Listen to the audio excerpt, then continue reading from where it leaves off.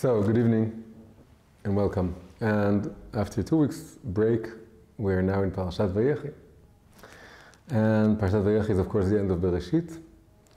And it's Yaakov on his deathbed, gathering his children and giving blessings to all the 12 would-be tribes, following which he passes away. And at the end of the parasha, also Yosef passes away, and therein ends the story of Yosef, which is also the story of Genesis in general. And we say Chazak, Chazak, v'nitchazek. And we move on next week to Shmot. Also, this is our first week because of the break that we took. It's our first week of Chodesh Tevet, our first shiur of Chodesh Tevet. So we also want to talk about this month and the meanings of this month and its spiritual emphasis, or what is the work, the inner work of Chodesh Tevet. Now each Chodesh, each month in the Hebrew calendar, has a lot of different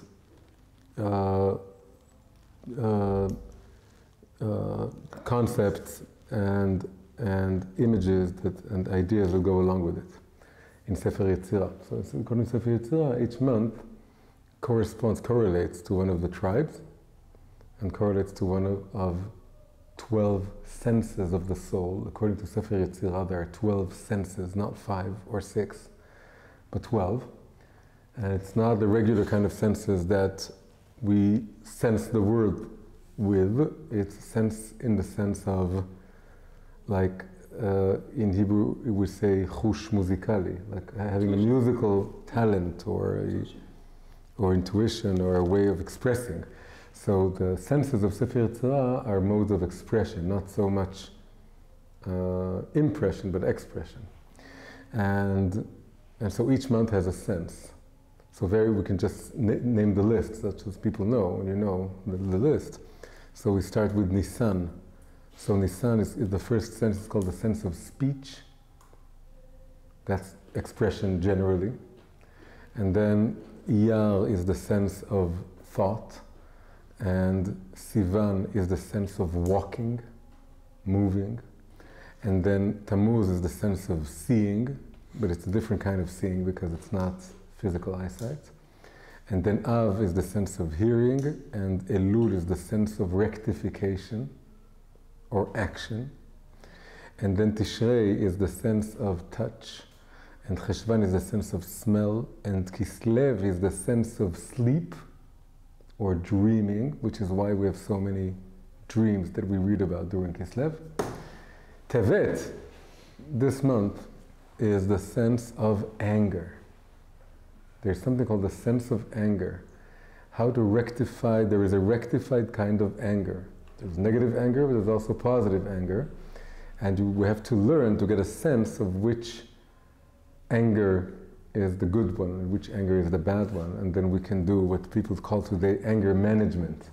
The whole concept of anger management, the world is becoming more Hasidic as it progresses. So people used to talk about getting rid of anger. Now today people are talking about managing your anger. Just like you manage disputes, you don't solve disputes, you manage them, you work with them. So we can say this is the month of anger management, or of getting a sense of what the proper kind of anger is. And then just to finish the list, then Shvat is the sense of eating or the sense of taste. And finally, Adar is the sense of laughter, or a sense of humor. It has to do with Purim. So there are 12 senses and 12 tribes. The tribe of Tevet is Dan. The order of the tribes listed in Sefer Yetzirah, there are several ways to enumerate the tribes. The order they were born, and they were blessed, and it's different orders. But the order that correlates to the month is the order in which they travel in the desert and then camp. Seder HaChanaya. They camp in a sort of clockwise order, in a particular order, and then they also move in the same order. So then Dan, Shevet Dan, is the 10th tribe, corresponding to the 10th month, which is the 10th from Nisan, of course. And then also each month corresponds to a Hebrew letter. 12 out of the 22 have to do with the months of the year. So Tevet would be the letter Ayin, right? Ayin, of course, means eye with which we see. So we want to take all these information together, and although the parasha talks about all the tribes, and we have Yaakov blessing all of the tribes, each one in a different way, we're going to focus on the tribe and the blessing of Dan. Why? Because, like we said, Dan is the tribe of the month in which we read Parashat Vayechi. There's something about Dan that, when you look at it from this perspective of Sefer Yetzirah and this all these concepts being put together, that you realize that he's just one of the 12 tribes, but there's something special about him that we read all these blessings davka in his month, in the month of Tevet. So we're going to focus on Dan. Another reason to focus on Dan, which isn't arbitrary, is that later on, when Yaakov dies, he asks Yosef to be buried in Eretz Israel, in Ma'arat HaMachpelah, next to his forefathers. Avraham and Sarah are there, his parents Yitzchak and Rivka are there, and also Leah is there, although we were not told that she died, but she died and she's also buried there, and there's one spot left for him, waiting for him, and he asks to be buried there. And then there's a whole story in the Midrash about what happens when they come there, in which suddenly the son of Dan becomes a very prominent figure. And we're going to tell this story later on in the Shiur. And this of course takes place in this parasha, and it appears in the Midrashim on this parasha. So these two arrows sort of seem to point at the fact that something about Dan we can learn forever about all the blessings that Yaakov gives. They're all very interesting, but if you look at it from this perspective, for two reasons, Dan sticks out. It's his month, and his son, he has only one son, according to the list of names, and he becomes very prominent in the story of the burial of Yaakov. So two reasons. And it's just one, sorry, because they camped in the month of Tevet, they camped in Dan? No. When the Torah describes the journey of the tribes in the desert, then it tells that they were traveling in a certain order. Yehuda was the first tribe; he was the first to get up and go, and then there's a list of how they camped, and it's divided into really 4 groups of 3. So the first is the 3 led by Yehuda. He's Degel Machane Yehuda, and then there's Degel Machane Reuven, and Degel Machane Ephraim, and Degel Machane Dan, because Dan is the 10th, so it's the first of the last 3, 10, 11, 12. So, so we're going to look at all this and see what it means. But really the focus is the concept of anger, roges. How to tell which anger is negative and which anger is positive. So we're going to start, before we're going to Dan and what Dan can teach us, we're going to go into the very simple question, which is what is anger? And how can we talk about a positive kind of anger? What would be a positive kind of anger? Or several varieties of a positive kind of anger. But we're going to start with a negative one. Why? Because most sources we have, both in the Tanakh and in the Gemara, talk about negative anger, and they talk against anger. They say that anger is one of the worst things you can succumb to, and its results are also one of the worst things there are. So for example, in the Gemara it says that whenever you're angry, if you're wise, your wisdom is taken away from you. If you're a prophet, your prophecy is taken away from you. If you were destined for greatness, you would lose the greatness you were meant to have because of your anger. Very negative things. Another source says that when one is angry, one suffers, or one is ruled by all kinds of hell. Kol minei gehenom sholtin bo. There are all kinds of hell, at least 2. There's a fiery hell and then snowy hell. So you either become very cold or you become very hot, but you lose control. these two types or more types of hell rule over you. That's losing control.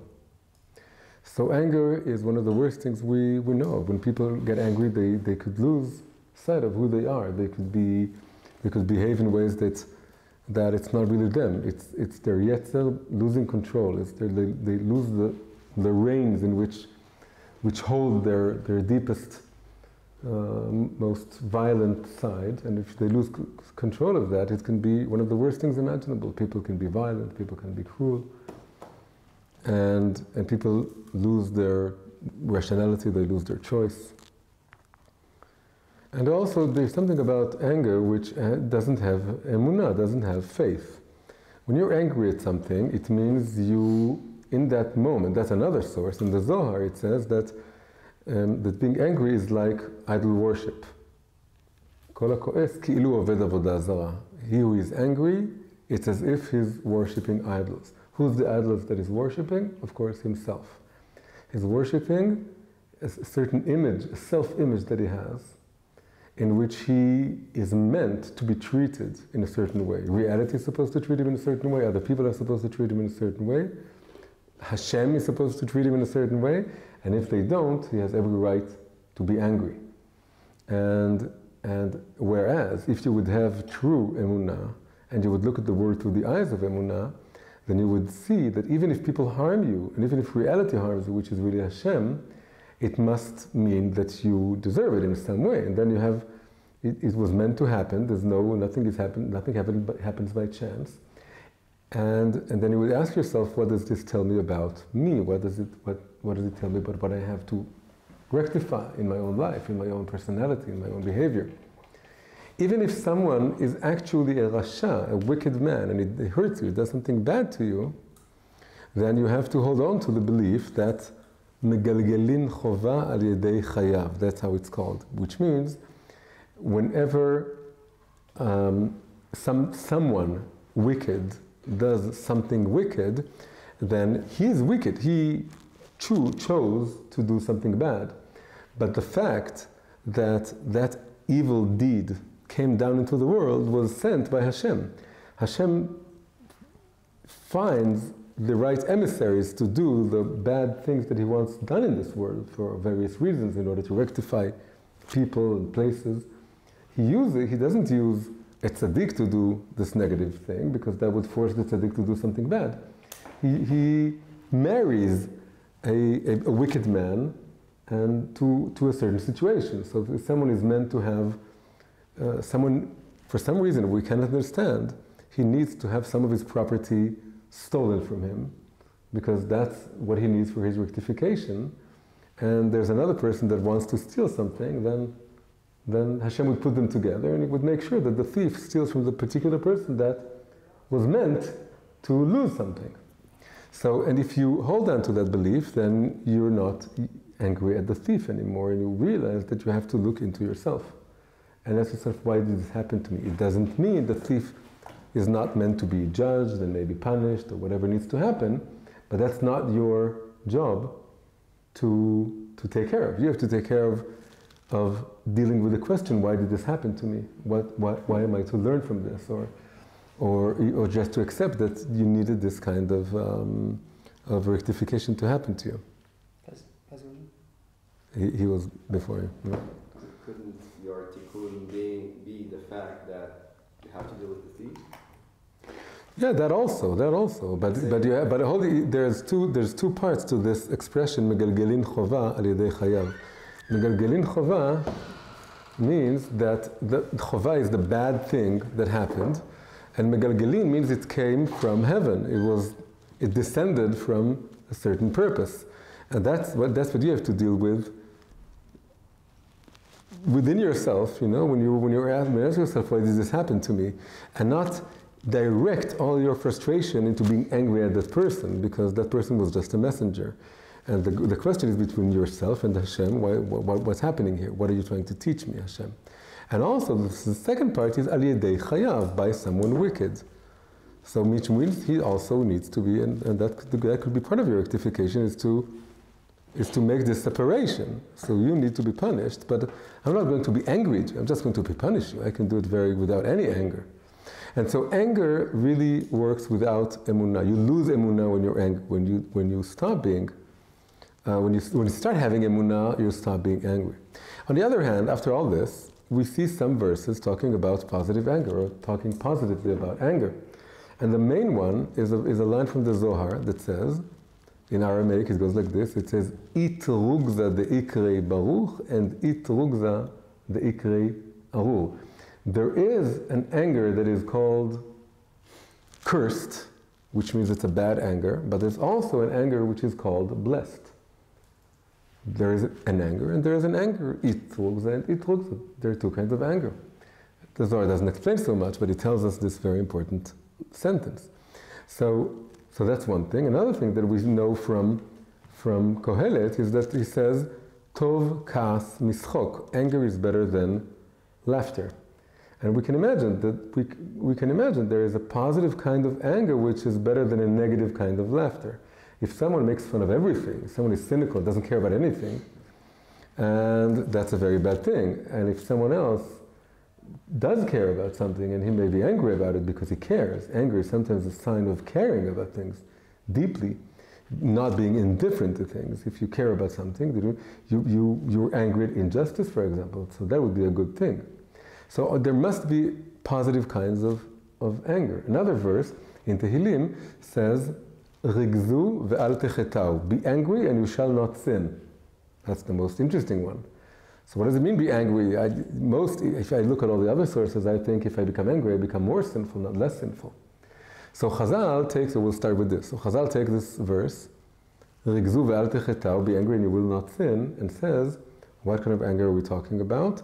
And then they say this, Le'olam yargiz adam yetzer hatov al yetzer hara. One should always take his good inclination and make it angry at the evil inclination. To stir a fight, but from the side of the positive inclination. Translated into our own words, what they're saying is, a positive kind of anger would be not to be angry at external reality or people or Hashem, but to convert the feeling of frustration and anger and just being this disorientation, which says something must be done, something must change, but to direct it into rectifying yourself. See what within yourself needs rectifying, what is still taken up by the evil inclination, what is still unrectified within yourself. And then if you vent or if you direct the anger into yourself, it becomes constructive.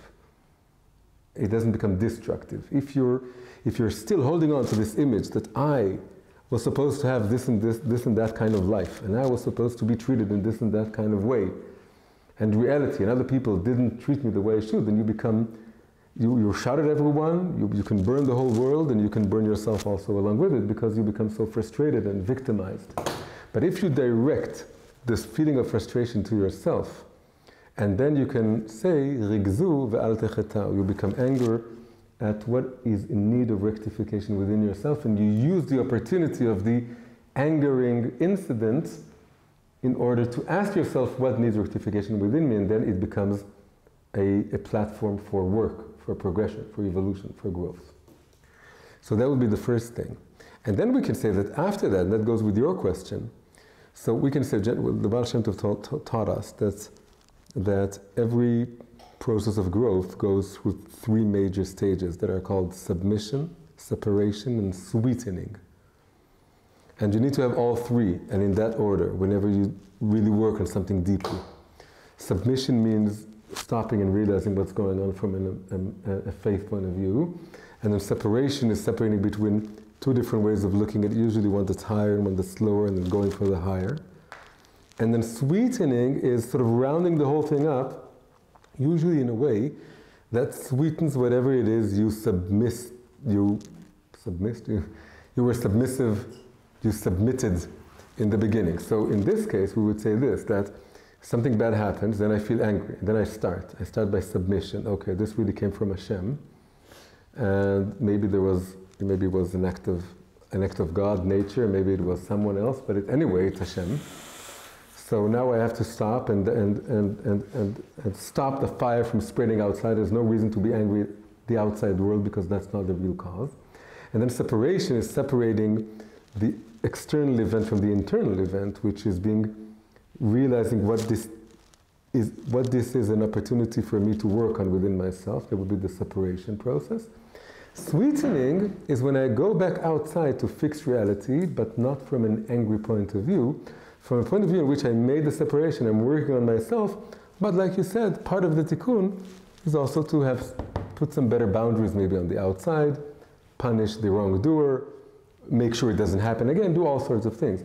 And then we can say that this is where the pasuk we said, Tov kas mischok, anger is better than laughter, because just being in the middle stage would say then you don't care about the world, you just care about fixing yourself. That's not good, that's apathetic. So you need to have also a different kind of anger that is just an anger of caring about the outside world and fixing that also. And here we have Chassidut coming in and taking this verse, Tov kas mischok, anger is better than laughter, and giving us a very deep understanding of how to do this. So whenever we have this mem, which says something is better than something else, right? The mem is like the word then, right? Tov kas mischok, anger is better than laughter. But this mem can also be seen as from, not just then. In Hebrew, mem is then and also from. So we can say that which anger is positive when we're going back to the outside world to fix it, the kind of anger that comes from laughter, meaning an anger which is only an act of anger, which is really sprouting from an inner sense of joy, of laughter, of taking things easy. Meaning the idea is... A controlled burn? It's not just a controlled burn, you're just putting on a face. Because for example, if your child does something which is wrong, and you have to make sure that that they realize it's wrong, you can't be all smiley about it. You have to say, don't touch the electrical socket, it's very dangerous, you should never do this again. And you're putting on an angry face. You're not really angry because there's no reason to be angry. He's just a child, he doesn't know what he's doing. Even if he broke your favorite teacup, then now you have to teach him to be more careful about your stuff, but there's no reason to be angry. And being angry, that's just your idolizing yourself in some way. But if you do this submission, separation, then the sweetening or the end of the process would be that you can tell him, you can also be angry at him, but without being internally angry. Internally you're in a state of shashua, inner amusement, inner calm, schok. So this schok would be this kind of, everything comes from Hashem. It's funny in a way that my favorite cup was broken. There's something funny about it. I worship this cup. There's something funny about it. Everything is this play. Everything is a game that we play with Hashem. So I'm joyful about it. I'm calm about it. But then I can also be angry on the outside because the world needs, borders and teaching and all this. So we have this process of working that takes you from a negative kind of external anger to an internal constructive anger, to again an external anger, but which is really just a show you put on while inside being very calm and very emunadik about it, very faithful about it. And you need all three, because you need to let go of the external world, of being angry at the external world. You need to go through this process of directing it into self-rectification, but then you also need to go back outside and have this kind of anger, again, this kind of caring deeply about the world and showing that you care about the world and being present regarding external reality. So we have this process. Now, we can say that all this process is, all this is just one kind of anger. Why am I saying this? This is a kind of anger that you really think about and you work on. Everything we just said requires a lot of consciousness. None of it comes naturally, right? It may be second nature after a while if you practice doing this process. Of course, it will become more like second nature, hopefully. But it's second nature, it's not first nature, right? It's not something.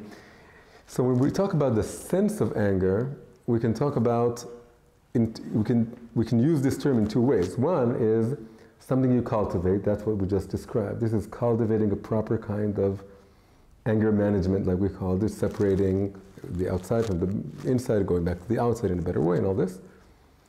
But when we're talking about the tribe of Dan, and the story we want to tell about that has to do with this parasha, we're actually going to talk about two famous descendants of Dan, his son and the much later descendant who is Shimshon. And we're going to talk about them as examples, especially his son, of a different kind of anger which is more natural. So when we talk about the sense of anger, we can also talk about certain types of people, not necessarily everyone, but it's one tribe. Certain type of people whose natural anger is something that we can learn from. In a good way. In a good way. Yeah. It's not the anger we talked about. It could be that it's not absolutely pure because they're not good. They're not the types who would do this work of this conscious stopping and thinking and separating, and they work spontaneously. They have this spontaneous anger, and they work based on this anger. They operate based on this anger, but it's not a bad thing. So not everyone has this. Most people, when they do this, it's very, very bad. But there's a certain type of person, and you know, all the tribes should be inter-included. We should all include an element of each of the tribes, right? Just like the Kohen Gadol has all the gems from all the tribes on his chest plate. So there's something to be learned from tribe of Dan, that the tribe of Dan had this property of being angry not in a sophisticated, you know, result of inner work kind of way, but they had this natural anger, but there's something very holy about this. It's like, right, there's this holy wrath, right? This expression of holy wrath. There is such a thing. But we have to pinpoint it, exactly what it is and what it isn't. In the Dan sense, like in the din of Hashem himself. Yeah, so Dan, even the word Dan has to do with judgment, right? And his blessing is Dan Yadin Amo. And he's likened to a snake also, a snake that bites the heel of the horse and makes the horseman falls off. So now, let's say a few things about Shevet Dan. What do we know about the tribe of Dan? Super into Avodah Zarah. Super into Avodah Zarah. Why? Yeah. They always had a history of always doing. Later on. Yeah. Like we should. Even in the desert, they're in the back. There it is. That's not Avodah Zarah. Hang on. So, the first thing we know is that there's a source that says that compares Davka, Dan, and Yehuda. So we're going to talk about Dan and Yehuda now. As they're a pair in many midrashim. Why? They say like this. They say that the greatest tribe was Yehuda and the lowest tribe was Dan. Chazal say this. What do they mean greatest? It's not a question of numbers. Yehuda was greatest in a sense. Well, what is Yehuda? So Yehuda is the kingly tribe. It started out as the fourth son. He became the elder or the leading son in Parashat Vayigash when he took responsibility over Binyamin. And he did tshuva, starting with Tamar, then with taking responsibility for Binyamin. And then he merits to be the leading tribe in the desert. And the kingly tribe, because David HaMelech comes from Yehuda. So Yehuda is the kingly tribe. We said before we have 12 sense of 12 months. So Yehuda would be Nisan, first month. What is the sense of Nisan? We said before? Speech. Why? A king is called a speaker in Chazal, Dabar. A leader, how does a leader lead? With his speech. There was this movie, The King's Speech. And he says, he has speeches, he makes speeches, he gives orders. He doesn't actually do physical things. He rules with his mouth. He speaks and people follow him, he convinces, he gives speeches and so on. So a king is a speaker. The tribe of Yehuda is a tribe of speakers, meaning they're a tribe of very sophisticated, intellectual, verbal people. So they're the greatest tribes in terms of, let's say, cultures, civilized. They're the most civilized, most sophisticated, kingly, noble, in a way, tribe. Dan is the opposite extreme. Dan is the simplest, most lowly tribe. That's how he's described in the Gemara. Another thing we know about him was that he was the biggest tribe. Take these two bits of information together, the lowest tribe and the biggest tribe, and you really have an image of what in Hebrew we call Amcha Yisrael, When we say Amcha, we mean Amma is simple people. It's like the bottom of the pyramid the bottom of the pyramid is the lowest. The lowest level is the lowest one and the widest one. So if Shevet Dan is the lowest tribe and also the biggest tribe, it's like the basis of the pyramid. Like public wrath. Like something like that, yeah. So they have this kind of. They're simple people. They're not sophisticated. They're the very opposite of Yehuda, which means they're not verbal. If they speak, they may speak not so properly or highly. They speak in a simple way. When they write talkbacks, it would have, typos and spelling mistakes and a lot of, maybe exclamation marks, and that's the type of, they're simple people, or negatively you would say they're the mob, yeah? But that's a pejorative, right? That's the word, that's a pejorative term. But you can also think about it as, there's a nice expression in Hebrew, Amcha. Amcha just means your people. Amcha Yisrael. But we use it to talk about simple Jews, and we usually try to do it, that's the tradition at least, to do it in a kind way. You can look at them as a mob, or as very coarse people, but you can also look at them in a good way, with a good eye. So there's something I didn't say before, which is very important, and which we're going to need in the continuation. We didn't speak about the letter Ayin. And what I wanted to say, I forgot before, and now I have to add this in, that when we're talking about internalizing anger, before going back outside from a rectified perspective, but when we're talking about internalizing anger, it has to do with a very basic Hasidic idea, which talks about why, spiritually speaking, do we have two eyes? So physically we have it for depth vision. It's called stereoscopic vision.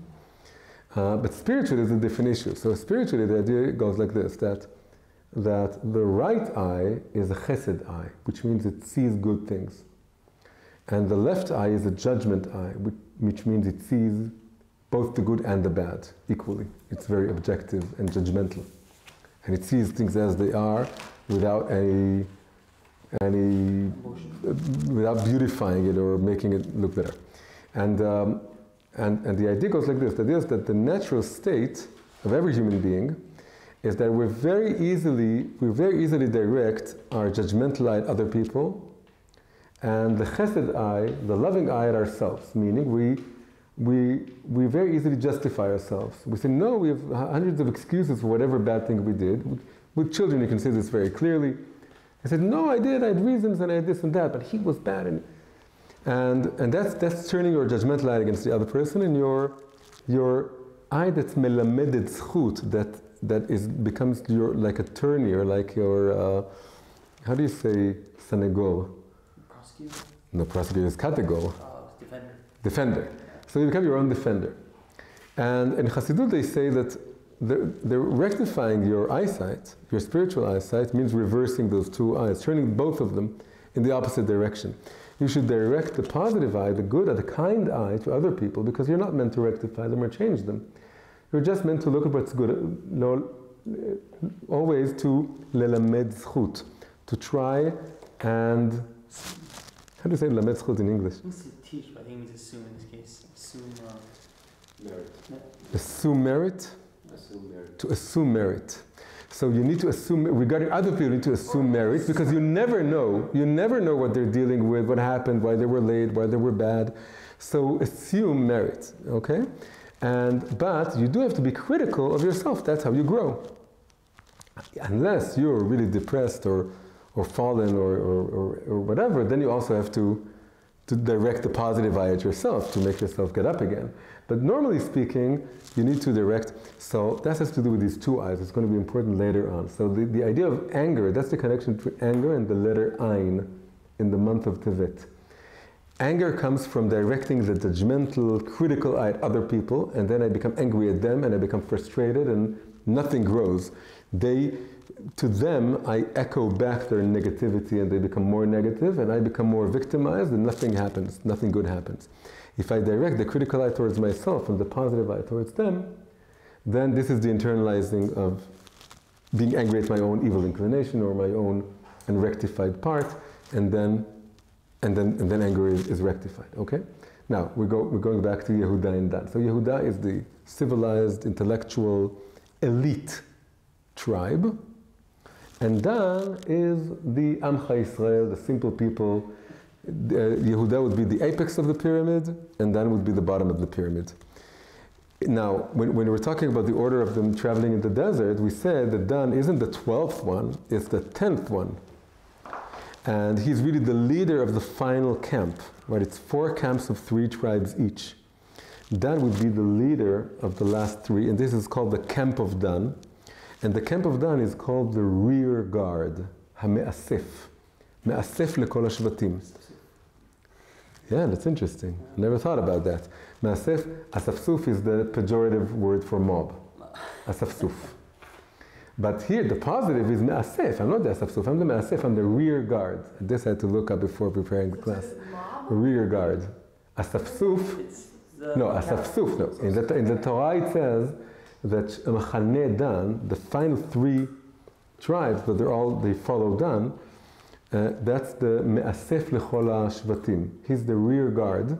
So, and the literal meaning is that he collects. What do they collect? They collect everything that the tribes moving forward forgot. They dropped because they're the last one. They're picking up that for everyone. Which is a very nice thing to look at. Yeah, they're picking things that people forget. They don't forget. They pick it up, and they care about the little things. Sometimes the elite groups don't care about little things, but the simple groups, the simple population, they do care about. They pick up everything that everyone else forgot. It's a very beautiful image. And he said something which I never thought before, which is me'asef is the same root as a negative word, which is asafsuf. That's mob. Asafsuf. The rabble. The rabble. Rabble, that's a good translation. Yeah. So, so they're the opposite. Now, very interestingly, the Mishkan. Watch that later. The Mishkan is built by 2 people, Betzalel ben Uri, from the tribe of Yehuda, and Haliav ben Achisamach, from the tribe of Dan. We need these 2 extremes, the rear guard and the kingly tribe, working together to build the tabernacle. Same goes for building the temple. Temple was built by King Solomon from the tribe of Yehuda, and Hiram from the tribe of Dan. So both in the tabernacle and in the temple itself, you have 2 people from the opposite groups coming together. Why am I saying this? Because many times you see that the elite, the intellectual elite, who are, they write in the papers, they write the books, they write the poetry, they have a tendency to look down at the simple Jews, or the simple people, and to call them by the pejorative words like asafsuf. In the short history of the state of Israel, there were 2 incidents in which the left, a certain figure, a figure from the entertainment world, from the theater world, from the left, referred to the voters of the Likud, of the right, which is a very populist party, by a very pejorative term. So many years ago, one of them used the word chachchachim, which is like, I don't know, like hoodlums or something like this, something very. And then more recently, a few years ago, another actress said asafsuf, rabble. And in both states, then the Likud people will say, yeah, I'm a chachchach, yeah, I'm an asafsuf. You're just showing how snobbish you are, how arrogant you are. That's all you showed when you used that word. And then you had these stickers, I'm a proud rebel, and yes, asafsuf gay, you had these stickers everywhere. So these are 2 incidents of this example of the Yehuda type of people, because they're more eloquent, and because they're more sophisticated, and because they're more rational, and because they're more careful with their words and careful with their decisions. They look at the people who have a lot of anger. And by the way, when something bad happens, like the simple people are going out protesting in the streets, maybe asking for revenge, and so on. And then the elite can't stand this, right? You had the same thing when a few years ago, when Obama, the administration, assassinated bin Laden. Most people in America came out to the street to celebrate. and because they remember 9/11 and they're still very angry. But then you had all these more sophisticated people say, how can you be happy? No fair It's just trial. another human being who died, and so on. And now, the story about Dan that illustrates in a very not easy to digest way, but we're going to have to abstract the message out of it, is a story of what happened during the burial of Yaakov. So the story goes like this. All the tribes are taking the body of Yaakov back to Eretz Israel, back to Hebron, to Marat HaMachpelah, and in order to bury him. All of a sudden, who shows up? Esav. Esav, he's still alive, shows up, the evil twin of Yaakov, and he says, this plot belongs to me. I'm the elder son, and also, he doesn't say this, but we know he was supposed to marry Leah. He wants to be buried next to Leah. Anyway, he says, this place is mine. You can't bury Yaakov here. It's waiting for me for when I pass away. And then they tell him, but you sold the elder status for the red stew, for the bean stew. You sold it. And he says, prove it. I never sold it. Prove it. They said we have the bill. You have the contract that you sold, but it's in Egypt. He says, so yeah, so go get it. I can wait. Send someone. I have time. I'm not in a hurry. Go and get someone to send it. And then they're about to send Naphtali, who's the fastest runner. Now, when all this is taking place, this is of course something very embarrassing, very annoying. Esav is just being manipulative. He's just turning them all around and using this contractual gibberish, just to buy time. He knows that they're going to bring the contract. He knows that he sold the elder's status. And he's just buying time, which is never a good thing. If someone buys time, it means they're planning to do something worse. But they don't know what to say. So they're answering, and they say, we can even imagine it's probably Yehuda there, because Yehuda is the eloquent one. So he's there dealing with Esav, probably. And then all this is taking place. Dan has a son. His name is Chushim. Chushim means senses. But it's a joke name because he's deaf. And so his one son, the son is deaf. Deaf and dumb a little bit, maybe also like people before the invention of sign language. They weren't so sophisticated. They couldn't think even very properly because they couldn't have language. So he's deaf. He doesn't understand what's going on. He doesn't hear all these legalistic talk about who sold who. Do you have the contract? You don't have the contract. Prove it. Show it. Bring it here. And he's saying, what's happening? Why are we not burying our grandfather? What's going on? And they tell him, so Esav is here, he's claiming that it's really his tomb, it's his grave site. And now we have to send someone to Egypt to bring the contract to prove that he sold it to Yaakov. And then Chushim says, and all this time, Saba, our grandfather, is going to lie here in contempt, outside, without being buried? I won't have this. And then he picks up a big stick or a sword, and he hits Esav on the head. And then you have two versions of what happens. One version is that the head, he decapitates Esav, and the head is cuts off from the body collapses, and the head rolls into the grave of Yaakov, and is still buried there to this day, which is a very interesting thing to think about. And the other concept, the other version, the more, horror movie kind of version, is that he hit him on the head and his two eyeballs sort of came out of his head and they rolled into the grave. Both versions, if you think about them, they symbolize something very similar. They symbolize their being. Esav is called Esav Rasha, the wicked Esav. But he has holy sparks. That's why Yitzchak loved him so much. He has a very high soul. He has a soul, in Kabbalah it's called the soul of Tohu lights, very high lights. He has very divine high sparks, higher than Yaakov. We need to take the good sparks from Esav and to push away.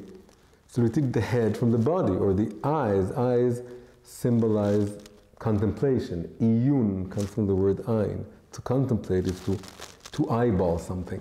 So taking whether it's the eyeballs or the head, it's taking the spiritual element, the contemplative element, the wisdom, the truth, the root soul, and taking it away from the whatever is negative.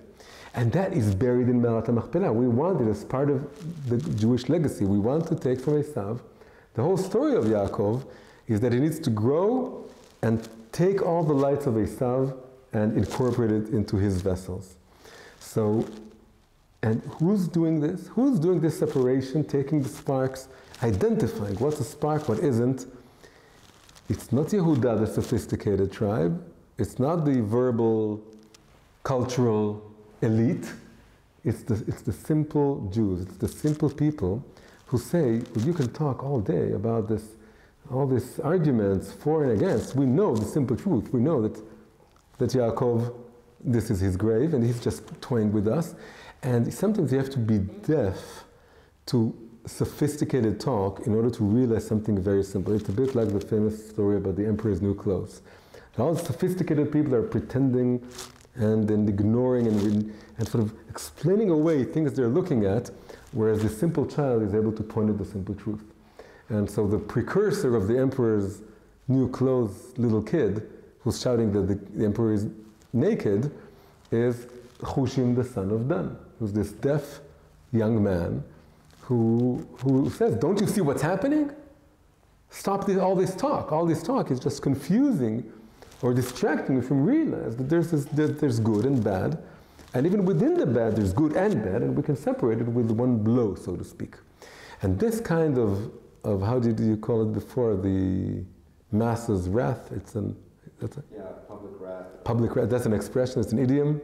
Well, in the newspapers they say there's public wrath.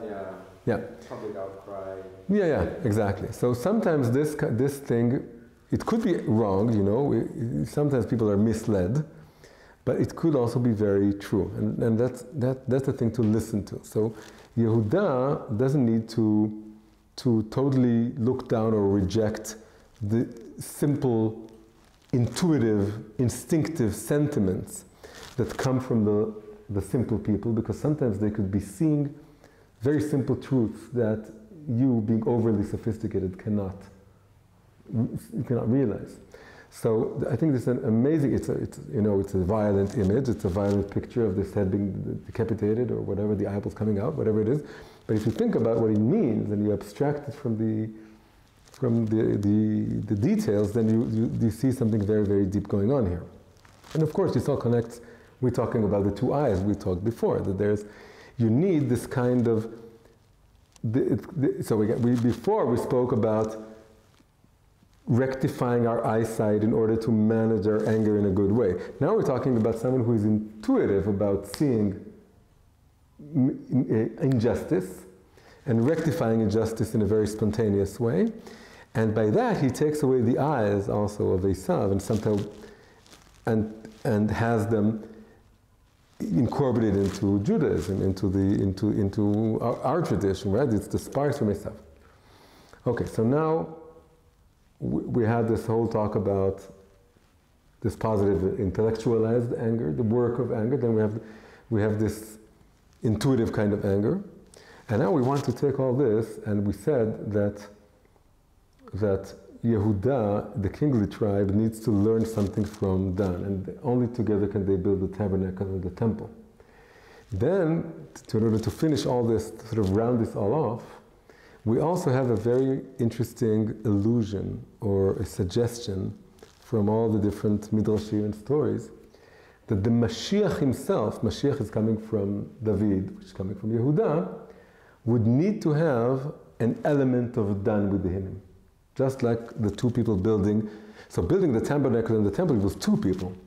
But the Mashiach has to be one person. But this one person should have an element of Dan. Where do we see this? We see this in David, which according to Kabbalah, David had beautiful eyes. He was red-headed, he was Yehuda, he was the kingly tribe. He had beautiful eyes. And the Kabbalah says something very weird when we start thinking about it, but it becomes more understandable when we think about it more, that his eyes were the reincarnated eyes of Shimshon. Shimshon HaGibor, Samson the hero from the tribe of Dan. And again, a very Dan type. He plays a game of riddles. They cheat him. He burns the city down. And everything, he's a very Dan sort of character, right? Again, it's the snake biting the horse, making the horse fall down. From a snake point of view, he's a very simple person. He's attracted to non-Jewish women. He has a lot of desires, but he's also very holy. He's also a Nazir with the long hair that was never cut off, and he's a very holy man, but also very coarse. But he's a messianic figure. In fact, Chushim is spelled without a vav. It's Chet Shin Yud Mem. It's the same letters as Mashiach. There's something messianic about Chushim. There's something messianic about Shimshon. And the Mashiach comes from David. We want the Mashiach to come from the elite. We want him to be a king. He needs to be very simple. He can't be like Shimshon and he can't be like Chushim, God forbid. But he needs an element of Chushim and an element of Shimshon. Chushim is a little bit of Mashiach. Shimshon, his eyes, he had the eyes, just like Chushim had the eyes, the perceptive eyes, to see something, see injustice and call it by its name and rectify it, even if in a very overly harsh way, but the sense is a very healthy sense. So Mashiach needs those eyes. So the idea goes like this. When Shimshon was finally caught, he told Delilah what his weakness is. She told the Philistines. They cut off his hair. They took him. They cut out his eyes. And they put him in their temple, and he was tied to the two pillars. And then he's sitting there, and he's realizing that all this is his own fault. It's his own weaknesses, being attracted to women like Delilah. It's his own weakness that he told her what his weak spot is. And he brought us all back on him. This is why, apart from judging the Philistines that they all deserve to die now, he's also judging that he deserves to die because he's going to kill himself, which is absolutely forbidden. But now it becomes an act of self-sacrifice in order to mut nafshi im plishtim, I shall die with the Philistines, because it's two kinds of anger we spoke about in the beginning, that you judge yourself and you also judge external reality, but from a point of view that I'm not angry at you, you did what you have to do, but now I have to do what I have to do. I have to punish you and I have to punish myself. And then it says something very interesting. It says, by doing this, Hashem, give me the power to pull these two pillars and to bring the building down on myself and all the Philistines here. And by this I will have vengeance for one of my eyes. Only one of them. And that's what he does. And it all collapses and it's a big victory, but of course he dies. Now we can ask, we spoke about two kinds of eyes. We have the judgmental eye and the good eye. The positive eye, the eye that looks at the good things. Which eye did he vindicate, did he have vengeance for?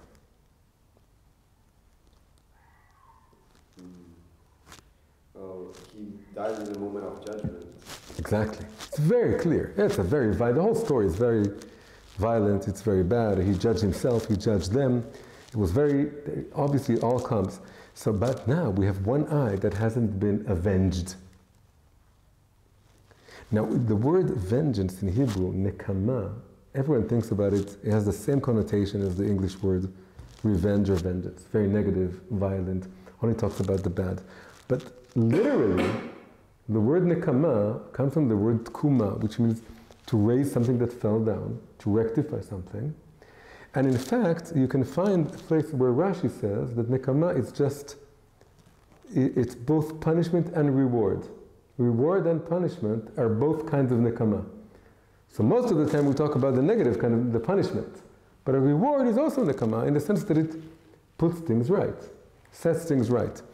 So we can say that this kind of, Shimshon is called a tohu Mashiach, a chaos Mashiach, a chaotic primordial Mashiach. He has this primordial lights, but they're not in proper vessels yet. So his vengeance is a very violent one, and rightly so regarding, everything considered. But the Mashiach, the real Mashiach at the end of days, he according to, the Rambam says the Mashiach will win all the wars in the world. He will bring peace to the world by ending all the wars, by winning all the wars. But then Rabbi Nachman in Chassidut, and it's a very Chassidic outlook, he says, Mashiach will win all the wars without shooting one bullet. Prayer. He'll do it with beauty, with kindness, with grace. Everyone will fall in love with him. That's the kind of Mashiach we want. And the idea is this, that the Mashiach will need to have the strength, the vigor, the bravery of Dan, but his eyes, his beautiful eyes, right? David has beautiful eyes. David had, oh, by the way, had this balance because he was able to be very gentle when he studied Torah, just like a descendant of the tribe of Yehuda, Adin, but very tough when he was in battle, which is like this Dan property. Anyway, the last point is this, that the Mashiach will avenge the other eye, the good eye of Shimshon, meaning it will be, we spoke before about submission, separation, sweetening, it will be a sweet revenge in the sense that it will be, not in the sense that we usually think that a violent revenge is sweet because your anger is satisfied. That's a very negative kind of sweetness. But a sweet revenge would be a non-violent revenge. It would be a revenge that would be sweet, would be positive. It would be filling the world with kindness and beauty and good and teaching Torah to the world. You are being sober. If a battle needs to be won, you'll win the battle. You have two eyes. But what you're really avenging now is the positive eye, the good eye. It means coming out of this situation in which we see the world as just made up of this anti-Semitic powers fighting against the Jewish people being, closed up within themselves. A messianic vision is we want to bring the light of Torah and Emunah and wisdom to the world. And for this you need a good eye. It needs to be the eye of Dan, but a good eye of Dan, which can be judging, but very in a kind way regarding the world and bring this to the world. So I think it's a very, very beautiful image of the kind of balances that the Mashiach would need to have. He would be from the tribe of Yehuda, he would have an element of Dan, but it would be a very sweetened element of Dan. It would come from the good eye of Shimshon, not from the bad eye of Shimshon. But it basically means he would be universal in his approach, and he would be judgmental of whatever is necessary, but in a very soft and kind and positive looking. But it wouldn't be like Chushim hitting Esav, it would be him converting Esav or teaching Esav. Hi, if you've gotten this far, you've probably enjoyed the class. If so, please consider supporting me on Patreon. Patreon is a platform designed to help independent creators receive financial support from their followers. These classes take time and effort to make, and any amount really helps. You can check out the link to my Patreon account in the description below.